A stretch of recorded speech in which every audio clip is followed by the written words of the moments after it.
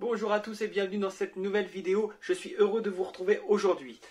Si tu n'es pas encore abonné à la chaîne, n'hésite pas à le faire. Abonne-toi, active la petite clochette et tu recevras toutes les nouvelles vidéos que je publierai. Si tu es déjà abonné, merci beaucoup. Si tu aimes la vidéo, n'hésite pas à lâcher un pouce bleu. Aujourd'hui, nous allons parler poumons. Et poumons, pas cela, non. Les poumons de scooter, les poumons qui se montent sur la pipe d'admission. Nous allons voir leur utilité, nous allons voir leur efficacité et nous allons voir est-ce que ça sert de monter ce genre de poumon sur votre scooter. Allez, on voit tout de suite tout ça après ça.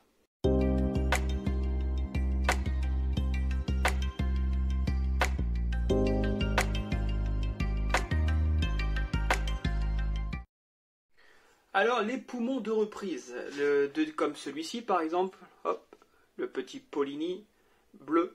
Donc moi, il était monté sur le booster, donc je vais vous en parler, je vais vous dire un peu les avantages et les inconvénients.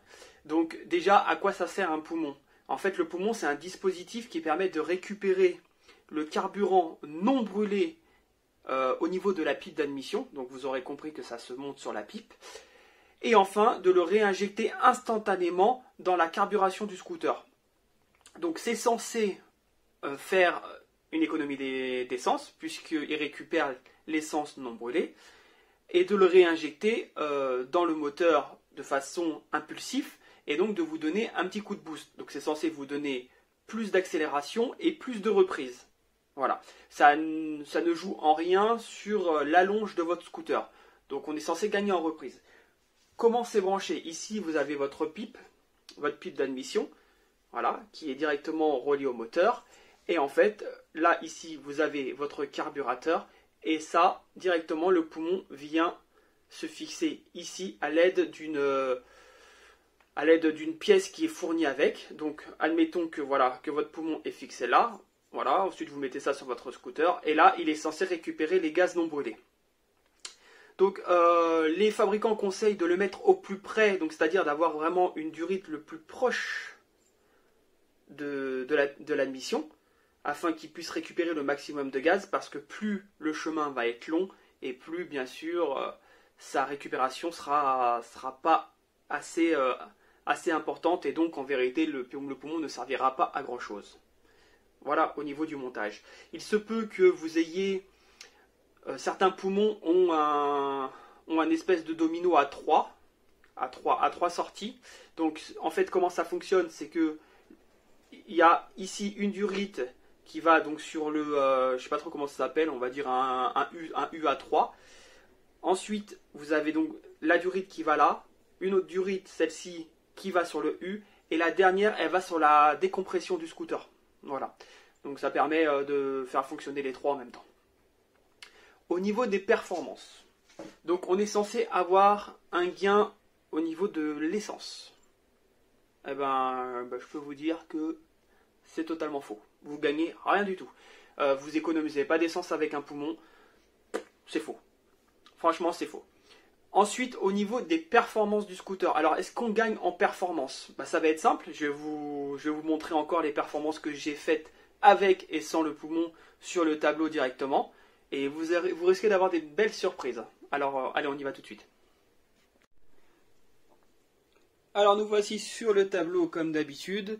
Donc, ici, ce sont les tours minutes que j'ai atteints. Ici, grâce au relevé GPS, j'ai la vitesse. Donc, avec le poumon, j'atteins le 31, le 55, le 72, le 90 et le 103. Ici, ce que vous pouvez voir, puisque comme c'est censé être un poumon de reprise, ici, j'ai coupé les gaz à 80 km/h et combien j'ai mis de temps pour atteindre le 90? Ça m'a pris 2 secondes. Ici, pareil, j'ai coupé les gaz à 98. Combien j'ai mis de temps pour atteindre le 103 km/h? J'ai mis 2 secondes.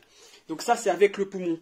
Ce qui veut dire que le sans poumon, qui va être la couleur rouge et que je vais mettre ici dans peu de temps, ce que signifie que sans le poumon, je suis censé avoir des performances moins importantes, surtout ici, puisque c'est un poumon de reprise. Après, là, ça devrait apporter un plus, normalement. D'accord? Donc, les chiffres ici devraient être supérieurs aux chiffres rouges. On y va. Sur 3000 tours minute, j'ai mis 32 km/h. Sur 6000, 55. Sur 8000, 72. Ici, sur 10 000, 89. Et ici, sur 12 000, 103. Ok. J'ai coupé les gaz à 80 km/h pile. Et ensuite, j'ai réaccéléré. Combien de temps j'ai mis pour atteindre le 89? J'ai mis 2 secondes. Ici, combien de temps j'ai coupé les gaz? J'ai coupé les gaz à 98. Combien de temps j'ai mis pour atteindre le 103? J'ai mis 2 secondes. Regardez bien. Les chiffres sont identiques. Ce qui signifie que le poumon, qui a pourtant été bien monté, qui a été monté proche de la pipe d'admission, n'a servi strictement à rien. Alors les amis, le bilan. Toi qui te poses la question, est-ce que je mets un poumon sur mon scooter? Est-ce que je vais gagner en puissance? Est-ce que ça vaut le coup de cracher entre 50 et 80 € dans ce beau joujou qui va me permettre d'être plus rapide? Bah, la réponse, c'est non.